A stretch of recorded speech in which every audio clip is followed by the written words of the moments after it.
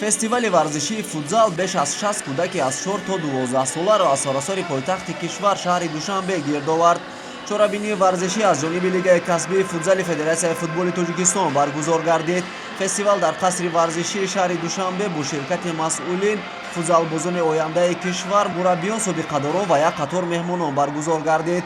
дар фестивал аз ҷониби мураббиёни соҳа бо кӯдакон як қатор бозиҳои саргармкунанда, инчунин бозиҳои намоишӣ аз ҷониби иштирокчиён манзури ҳозирин гардид. Сотрудничество. Российский центр науки и культуры в Душанбе вообще проводит большую работу по развитию спорта и по поддержке талантливых людей. И мы видим, что молодые таланты растут здесь сегодня в Душанбе. Россотрудничество, как и посольство России, принимает огромное участие вот в таких мероприятиях.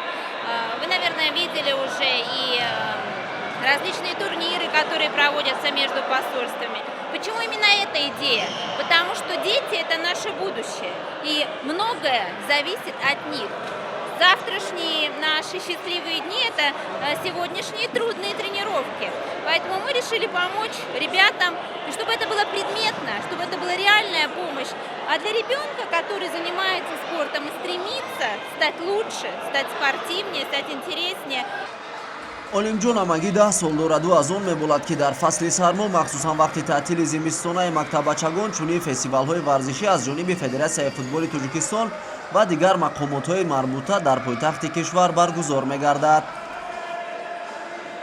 ман хеле хурсандам ки ба ин фестивал иштирок кардам ва ман мехоҳам футболисти номӣ шавам, ранги Мухаммад Салах.